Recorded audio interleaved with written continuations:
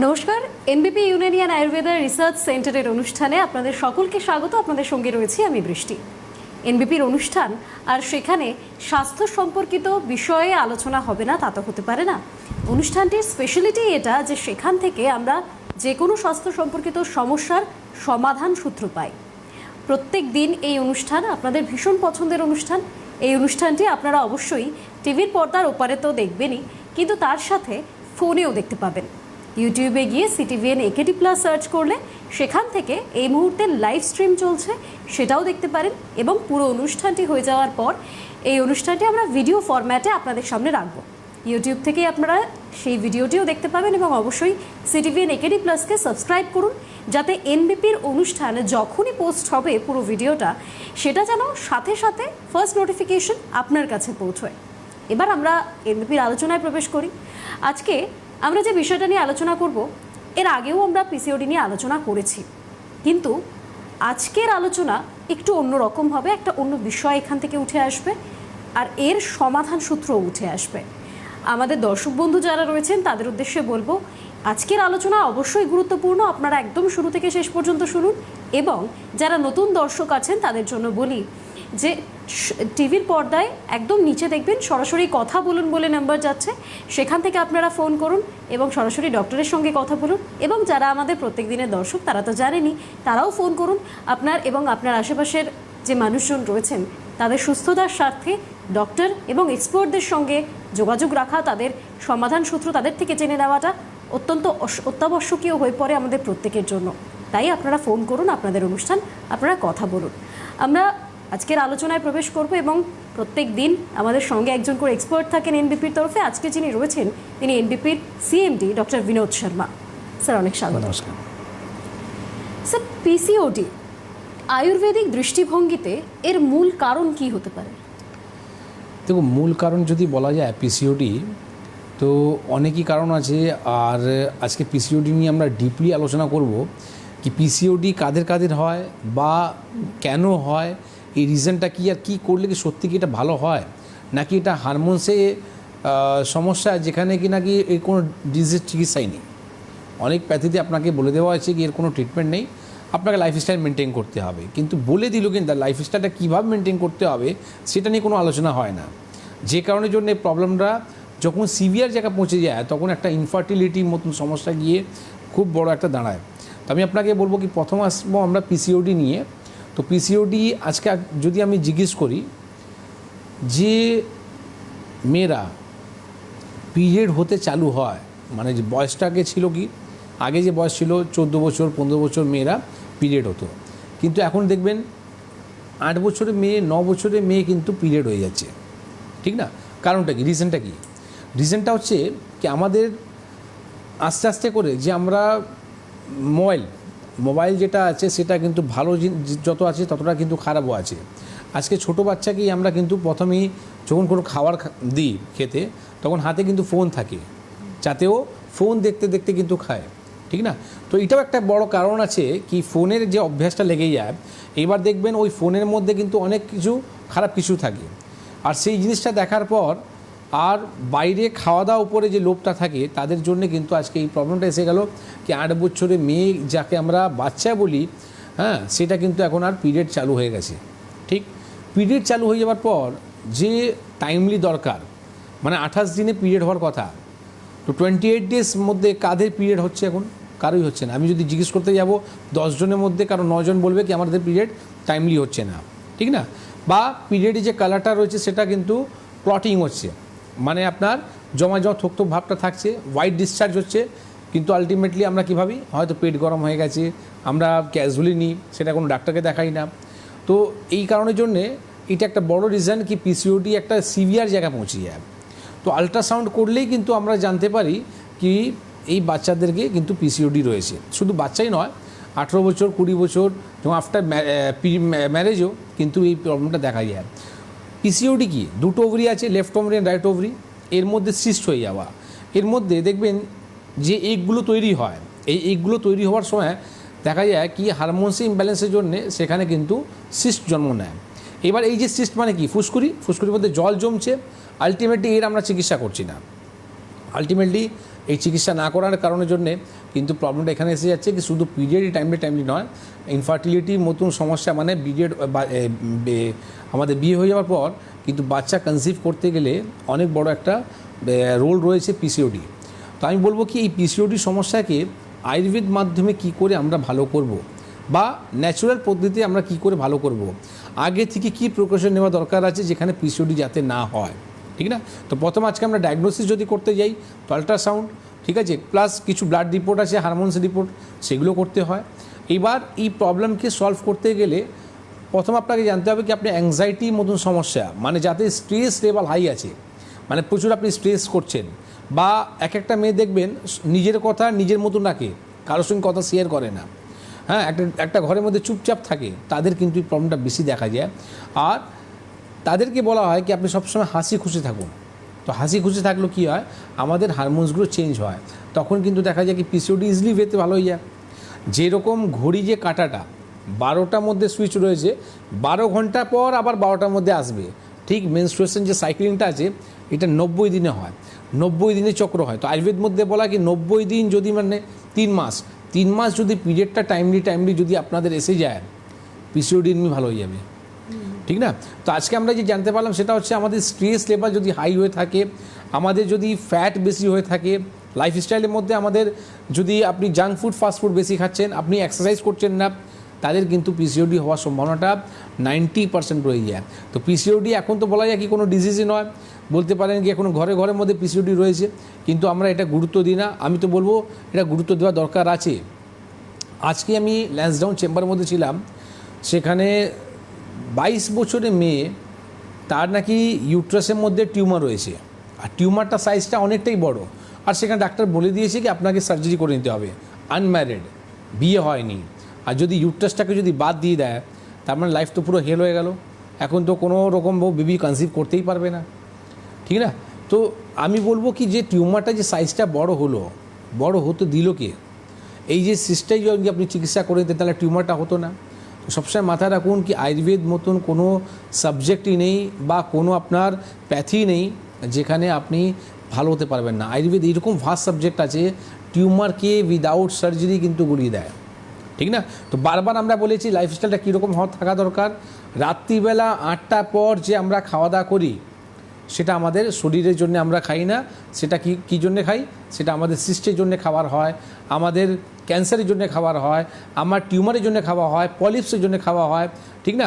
তো polyps, tumour, cyst, cancer এই রকম যে ডিজিজগুলো রয়েছে সেটাকে খাওয়ারগুলোকে বন্ধ দিতে হবে। আর তার খাবার কি? তার খাওয়াটা হচ্ছে রাত 8টার পর। তো প্রথম কাজ আছে আপনার রাত 8টার পর আপনি খাওয়াটাকে বন্ধ করে দিন, 8টা আগে আপনি খাওয়ার চেষ্টা করুন। আর এক্সারসাইজ কম্পালসারি আছে, বেশি নেই, আপনি 10 থেকে 15 মিনিট, যতই আপনি সকালবেলা আপনি কাজে যাচ্ছেন মানছি আপনি তাড়াহুড়োর মধ্যে থাকেন, কিন্তু সেই সময় আপনাকে 5-10 মিনিট বার করে আপনাকে এক্সারসাইজ কম্পালসারি করতে হবে।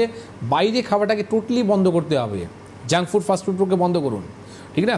নাহলে আদারওয়াইজ এই প্রবলেমটা এইরকম জায়গায় দাঁড়াবে যেখানে আপনি আনওয়ান্টেড হেয়ার দেখবেন। এখন আপনি পার্লারের মধ্যে গিয়ে আনওয়ান্টেড হেয়ারের জন্যে এখন নিয়ম হয়ে গেছে কি আপনাকে 1 মাসের মধ্যে, যেরকম আমরা সেভিং করি, শেভিং না করার পর কি আমাদের এই চুলগুলো চলে আসবে, খারাপ লাগবে দেখতে, ঠিক ওই রকমই আপনি আনওয়ান্টেড হেয়ারকে যখন একবার সরিয়ে দেবেন পার্লারের মধ্যে, এবার ছেলেদের মতন তারাও কিন্তু আজকে পার্লারের মধ্যে গিয়ে তাদেরকে শেভ করতে হয়, ঠিক আছে? নাহলে আপনাকে দেখতে খারাপ লাগবে। আপনি কোনো অফিস বা কোনো জায়গায় যখন থাকবেন তখন আপনার দেখতে খারাপ লাগবে কি আপনি এই ফেসের মধ্যে যে আনওয়ান্টেড হেয়ারগুলো হয়ে গেছে, এই কী করব? তো সেটা আপনার চেষ্টা করুন কি আপনি কী করে পিসিওডিকে ভালো করবেন। পিসিওডি যদি ভালো না হয় তাহলে কিন্তু এরকম আনওয়ান্টেড হেয়ার হবে, হেয়ার প্রবলেম হবে, স্কিন খারাপ হবে। তো এই যে নানা রকম যে সমস্যাগুলো তৈরি হয় সেটা একমাত্র পিসিওডির জন্য হয়। তো পিসিওডিকে যদি ঠিক করতে চান, এটা তো আপনাকে বললাম লাইফস্টাইলটা, তার সাথে সাথে কিছু টিপস এরকম বলে দেবো বাড়িতে, সেটা যদি আপনি করতে চালু করেন পিসিওডি এমনি ঠিক হয়ে যাবে। একদমই। কিন্তু এখানে একদম শুরুতে যে প্রশ্নটা আসবে যে পিসিওডি যখন হচ্ছে তখন তো প্রাথমিকভাবে বোঝা সম্ভব নয়, তাহলে কি কি লক্ষণগুলো দেখা যাবে বাইরে থেকে? এই প্রথমে লক্ষণগুলো যে দেখা যায় বাইরে থেকে যদি বলেন, আপনি হেয়ার ফল হতে স্টার্ট হয়ে যায় আপনার, ঠিক না? আপনার প্রচুর মাত্রায় আপনি স্কিন খারাপ হতে চালু হয়ে যায়। আপনি যতই বড় ক্রিম, ভালো থেকে ভালো ক্রিম ইউজ করছেন, হ্যাঁ, কিন্তু আপনার স্কিনের কালারটা কিন্তু আস্তে আস্তে ব্ল্যাকিশ হতে চালু হয়ে যায়। মুড সুইং হতে চালু হয়ে যায়, মানে ভালো কথা বললেও রেগে যায়, ঠিক না? আমরা গুরুত্বই দিই না, আরে কী ব্যাপার, আমি তো তোমাকে ভালো কথা বললাম তুমি রেগে গেল কেন, ঠিক আছে, তো মুড সুইং হচ্ছে, তার মধ্যে দরকার ছিল কি কেন এটা হচ্ছে তার চেষ্টা করা দরকার ছিল। আর তাহলে আপনি কী করলেন, আপনি কোনো সাইকিয়াট্রিস্টকে দেখালেন। আরে সাইকিয়াট্রিস্টকে না দেখিয়ে আগে আপনি দেখান কি পিসিওডি আছে কি না। তো এই যে কমন যে ডিজিজগুলো বললাম আজকে, হেয়ার ফলের সমস্যা, স্কিন খারাপ হয়ে যাওয়া, মুড সুইং হওয়া, এগুলো হচ্ছে প্রথম সাইন যেটা আমরা বুঝতে পারি। আর বড় একটা সাইন যেটা হয় সেটা হচ্ছে পিরিয়ডটা আপনার ইরেগুলার হবে, ঠিক না, বা পিরিয়ডে যে ফ্লোটা সেটা পরিষ্কার হবে না, পিরিয়ডটা আপনার ক্লটিং থাকবে, হোয়াইট ডিসচার্জ হবে, এই একটা সমস্যা। আচ্ছা, এইগুলো যখন হচ্ছে তখন তো একটা মেয়ে হিসেবে তখন সেটা তার বুঝে যাওয়া উচিত যে আমার কোনো একটা সমস্যা হচ্ছে, আমার ডক্টরের কাছে যেতে হবে। যখন আপনাদের কাছে এই ধরনের পেশেন্টরা আসছেন তখন তাদের প্রাথমিক চিকিৎসা কি হয় আয়ুর্বেদে?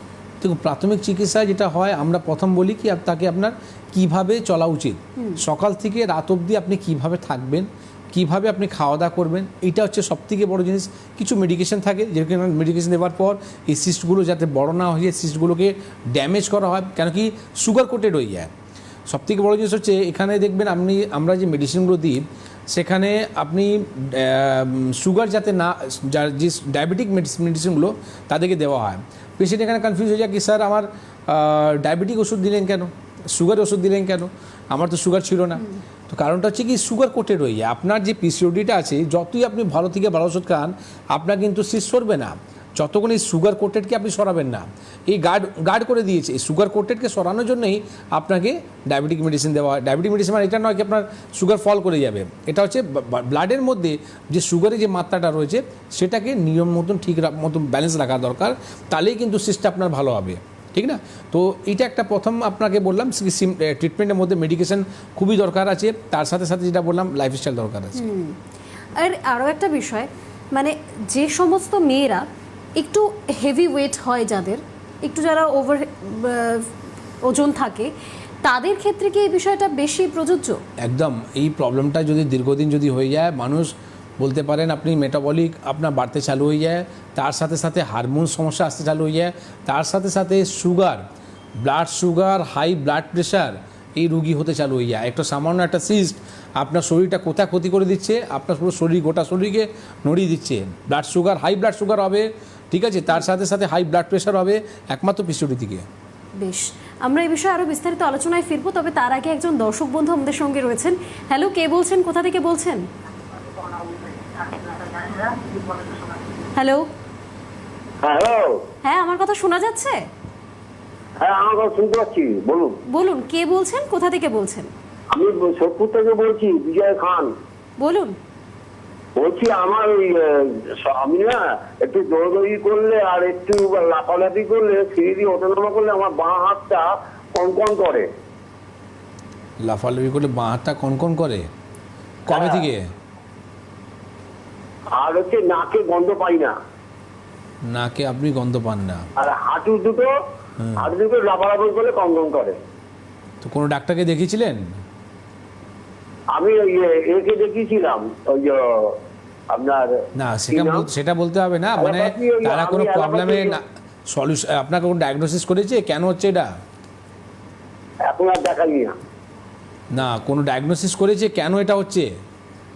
না না, এরকম হসপিটালে দেখেছিলাম, বলছিল আপনি কমে যাবে, একটু ব্যায়াম করবেন, হাতাহাতি করে দেখিয়ে যাবে, ভালো হয়ে যাবে। এইসব গল্প শুনতে শুনতে আমরা অনেক বয়স হয়ে গেছে আমাদের, এইসব কথা বলবেন না। ডায়াগনোসিস মোস্ট ইম্পর্টেন্ট জিনিস। আমার এই প্রবলেমটা হচ্ছে কেন তার উত্তর আগে আমার লাগবে, ঠিক না। আমার যদি ডায়াগনোসিস যদি না হয়ে থাকে তাহলে তো আমি কীভাবে ওষুধটা খাবো, কী জন্যে আমি ওষুধটা খাবো, ঠিক না। আপনি প্রথম একটা কাজ করুন, যেহেতু আপনি সোদপুরে বললেন, তো আপনি কালকেই আমাদের মধ্যমগ্রামে চেম্বার আছে, আর কালকে আমি একটু তাড়াতাড়ি চেম্বারটা দেখবো, কেন কি পরের বারে আমার বিকালবেলায় আমার ফ্লাইট আছে। তো আমি সকাল 10টা থেকে রুগী দেখতে চালু করবো, 2টোর মধ্যে শেষ করে দেবো। তো যদি আপনি কালকে আসতে চান তাহলে কিন্তু 10টা থেকে 2টোর মধ্যে অবশ্যই আসবেন। তখন আপনাকে আমি এই কথাটা বলে দেবো কি আপনার এই প্রবলেমটা হচ্ছে কেন, ঠিক না। এরপর আপনাকে সলিউশন বলবো কি করলে আপনি ভালো হবেন। কারণটা হচ্ছে দেখুন, আজকে যে নার্ভের যে সমস্যাটা আপনি যে বলছেন আমার হাতে ঝিনঝিনটা বেড়ে যাচ্ছে বা আপনার নাকের যে গন্ধটা আসছে না, এটা অনেক কারণ হতে পারে। আমি লাস্ট টাইম একটা প্রোগ্রাম করেছিলাম, সেখানে বলেছিলাম কি নাকের আমাদের যে স্মেলটা বা মুখে যে স্বাদটা কেন চলে যায় সেটাও নিয়ে আমি আলোচনা করেছিলাম। তো আপনাকে বলবো কি আপনার বেস্ট হবে কালকে এসে দেখা করুন এই প্রবলেম যদি সলভ করতে চান, ঠিক না। তাহলে যদি এইরকমই আপনি ডাক্তারকে দেখাবেন, ওষুধ খাবেন আর ভালো হবেন, আবার হবেন, তাহলে আমার কাছে এসে কোনো লাভ নেই। আমার কাছে যখনই আসবেন এটা ঠিক করে আসবেন কি আমি একটা রোগটাকে সারাবো, ভালো করব, তাহলে আমার কাছে আসবেন। একদমই।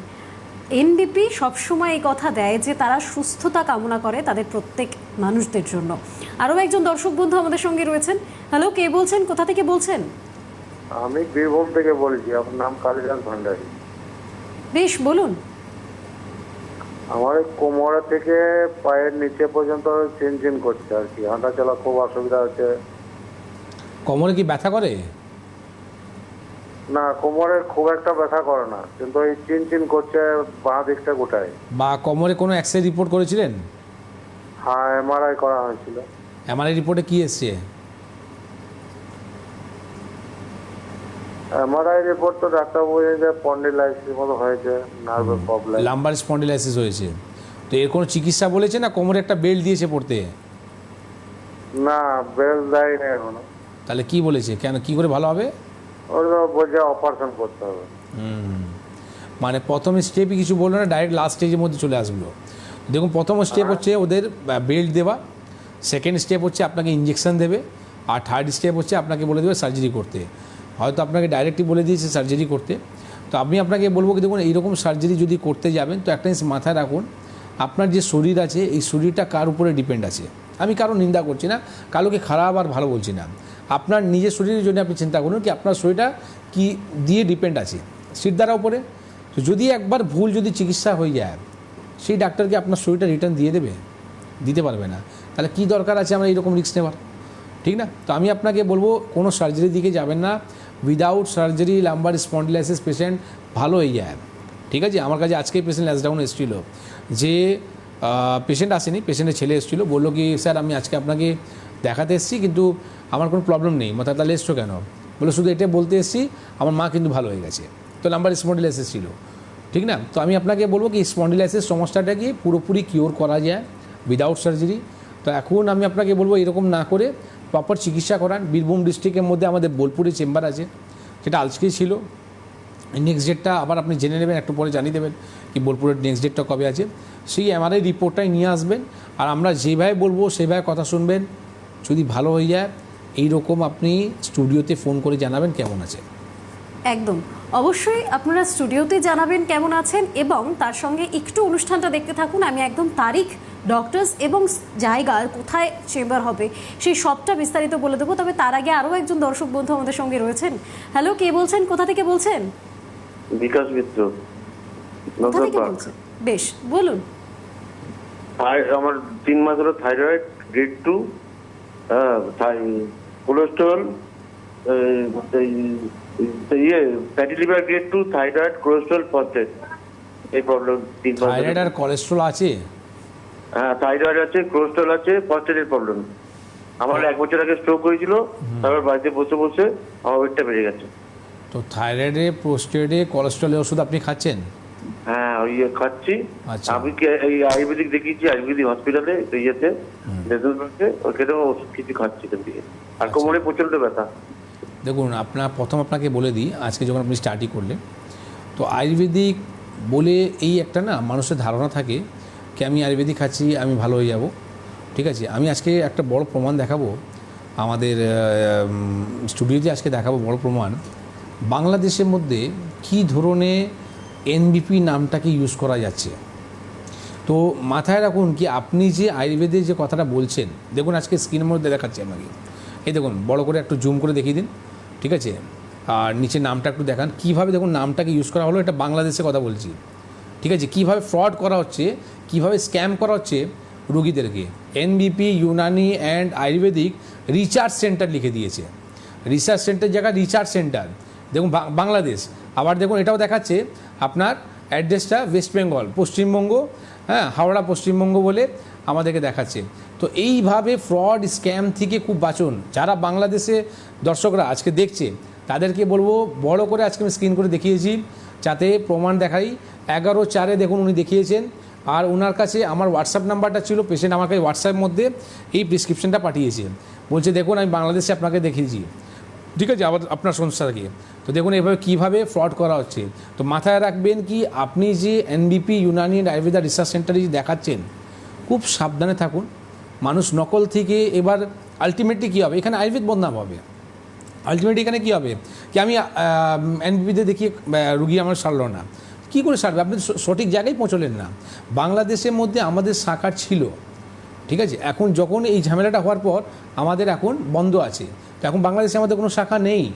যারা বাংলাদেশের রুগীরা রয়েছে তারা কিন্তু আজকে কলকাতায় এসে কিন্তু আমাদের ট্রিটমেন্ট নিচ্ছে, এখনও নিচ্ছে আলটিমেটলি, ঠিক না?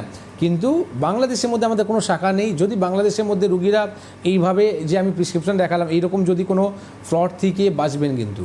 তো আপনি যেটা বললেন কি আমি আয়ুর্বেদিকও করলাম ভালো হলাম না, মাথায় রাখুন, দেখুন প্রোস্টেটের সমস্যা, কোলেস্টেরলের সমস্যা, আর আপনি যে একটা সমস্যা বললেন থাইরয়েডের সমস্যা, এই তিনটে যে ডিজিজটা ওষুধ খাচ্ছেন ভালো তো করতে পারলেন না। আপনি আলটিমেটলি কী করতে পারছেন, ওষুধ খেয়ে একটা জায়গাতে আপনি কন্ট্রোল করতে পারছেন, ঠিক আছে। কিন্তু আলটিমেটলি কী হলো, এই যে মেডিসিনের সাইড ইফেক্টের জন্য আজকে আপনার ফ্যাটি লিভার গ্রেড 2-তে পৌঁছে গেছে। এরপরে কী হবে, গ্রেড 3, মানে একটা স্টেপ শুধু পিছনে আছেন। 3 পরে আর 4 হবে না, ডাইরেক্ট লিভার সিরোসিস হবে, ঠিক আছে, লিভার ক্যান্সার হবে। তো আমি বলবো এখনও সময় আছে, নিজের শরীরের প্রতি আপনি যত্ন করুন, আর এই ভাজাভুজি খাবার থেকে বাঁচুন। থাইরয়েড, কোলেস্ট্রল, প্রোস্টেট, এই তিনটে সম্পূর্ণভাবে ভালো করা যায়, তার সাথে সাথে ফ্যাটি লিভারটাকে ভালো করা যায়, ঠিক আছে। তো অবশ্যই যোগাযোগ করুন, সঠিক জায়গায় যোগাযোগ করুন, ঠিক আছে। তো আমি এর জন্য বললাম, এই যে বাংলাদেশে একটা প্রেসক্রিপশন পেলাম, জানি না এরকম কত ফ্রড হচ্ছে এনবিপি নামে, কিন্তু একটা আমার প্রাউডও ফিল হয় এখানে। প্রাউড ফিল কেন হয় কি, এনবিপি তাহলে একটা এই জায়গায় পৌঁছে গেছে কি তার নাকি নকল করা হচ্ছে, ঠিক আছে। তো এই জায়গা মানে বুঝে গেছে মানুষ কি এনবিপি যদি আমরা নাম ইউজ করি তাহলে কিন্তু মার্কেটের মধ্যে আমি রুগী পাবো, কিন্তু আলটিমেটলি জানেন না এটা কত বড় স্ক্যাম আছে। যদি ধরা পড়লে, অ্যারেস্ট হলে না বেল পাওয়া যাবে না। তো খুব সাবধানে থাকুন, এরকম কাজ করতে যাবেন না। একদম। আর সবার আগে যেটা প্রয়োজন সেটা হচ্ছে সাধারণ মানুষ তারা যেন কোনোভাবে তাদের যেন বিপত্তির মধ্যে পড়তে না হয়, কারণ তারা এনবিপিকে ট্রাস্ট করে। সেই বিশ্বাসের জায়গাটা এই ধরনের ঘটনাগুলো অনেকটা নাড়িয়ে দেবে।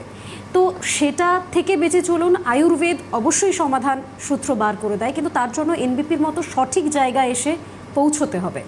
আমরা আবারও একবার যদি আলোচনায় ফিরি পিসিওডি নিয়ে, স্যার অনিয়মিত পিরিয়ড আপনি যেটা বলছিলেন যে মূল লক্ষণ, এটার ক্ষেত্রে আয়ুর্বেদের কি চিকিৎসা রয়েছে? দেখুন, যে আমি আগেও বলেছিলাম কি কিছু টিপসটা বলবো, যাদের পিসিওডি আছে, ঠিক আছে, তারা গুড একটা ফর্মুলা বলে দিই, মার্কেটের মধ্যে দেখুন 2 রকম তিল পাওয়া যায়, একটা সাদা তিল আর একটা হচ্ছে কালো তিল, ঠিক আছে। আপনি কি করবেন, একটা কালো তিল নিয়ে আসুন, ঠিক আছে, আন্দাজ 200-250 গ্রাম যেরকম হচ্ছে, আপনি একটা কালো তিল নিয়ে আসুন। আর আখের গুড় নিয়ে আসুন। আপনি কি করবেন, যেরকম আমরা চা খাই ঠিক ওই রকমই আপনি হাফ কাপ গরম জলে 2 চামচ কালো তিল দেবেন, আর সামান্য আখের গুড় দিয়ে জলটাকে ফোটাবেন।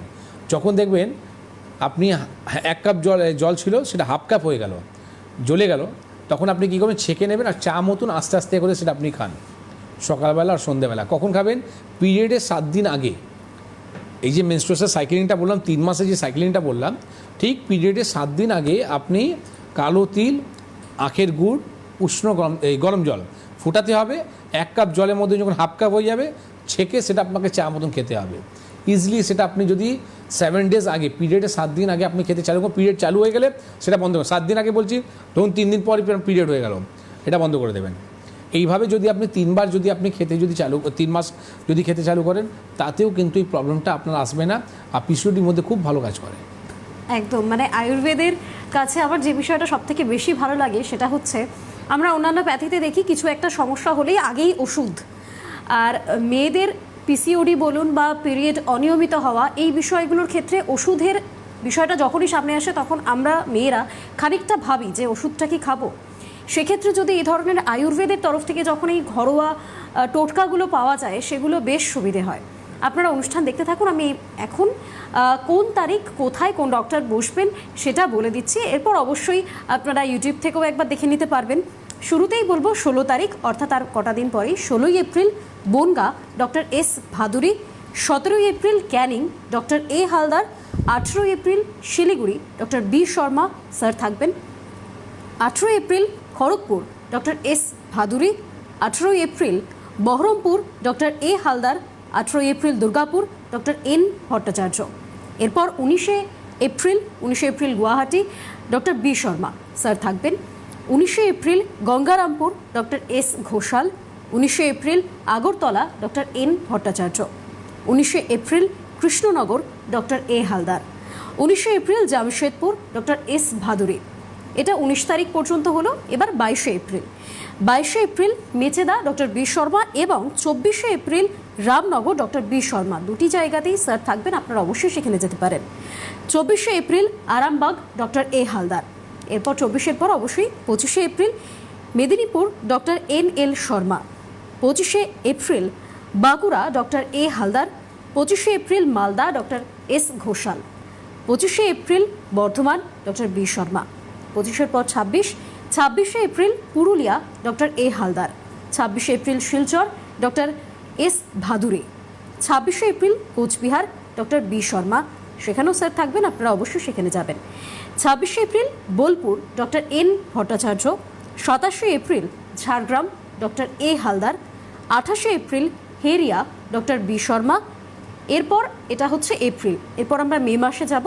3রা মে অর্থাৎ মে মাসের 3 তারিখ আসানসোল ডক্টর বি শর্মা, 4 তারিখ মে মাসের 4 April 4 May Dibrugarh doctor S Ghoshal, 6 তারিখ কাকদ্বীপ ডক্টর এস ঘোষাল, 8 তারিখ অর্থাৎ 8ই May Raiganj doctor S Ghoshal, 11ই May Haldia doctor A Haldar. এটা হচ্ছে তারিখ এবং ডক্টরস কোথায় কোথায় বসবেন, কোন ডক্টরসটা বসবেন সেটা আমরা আবারও একবার আলোচনায় ফিরবো। তবে এই পুরো তালিকাটা আমি এক নাগারে বলে গেলাম। আপনারা ইউটিউব থেকে ভিডিওটি দেখে নিতে পারেন, সেখানেও পুরো ভিডিওটাই আপনারা দেখতে পাবেন। সেখান থেকেও একবার তারিখ, জায়গা এবং ডক্টরসদের নাম আপনারা পেয়ে যাবেন। স্যার, একটা বিষয় যে আমাদের প্রত্যেক দিনের লাইফস্টাইল, এই পিসিওডির ক্ষেত্রে আমাদের মেয়েদের তো আলাদা করে অফিস আওয়ার্স আলাদা কিছু হবে না, একটা টানাই অফিস আওয়ার্স থাকছে। সেক্ষেত্রে লাইফস্টাইল তো একটা, আপনিও বললেন যে একটা হিউজ রোল প্লে করে। সেখানে খাওয়া, এই খাবারের বিষয়টা কি কি দিকগুলো মাথায় রাখতে হবে? এবং খাওয়ার মধ্যে আপনি মাথায় রাখবেন কি সিজনে যে ফলটা আছে, প্রত্যেক সিজনে ফলটা আপনাকে খেতে হবে। আর সেটা টাইমিং হচ্ছে আপনার 12টার ভিতরে। আপনি ব্রেকফাস্টই হবে আপনার ফ্রুটস, মানে সকালবেলা যদি আপনার 8টার সময় যদি আপনি ঘুম থেকে উঠছেন, 8টা থেকে 12টার মধ্যে আপনি পেট ভরে কিন্তু ফল খাবেন, কোনো ফলটা বারণ নেই। ঠিক ওই রকমই আপনি লাঞ্চ অ্যান্ড ডিনারের আগে, মানে দুপুরবেলা খাওয়ার আর রাত্রিবেলা খাওয়ার আগে আপনাকে পেট ভরে সালাদটা খাবেন।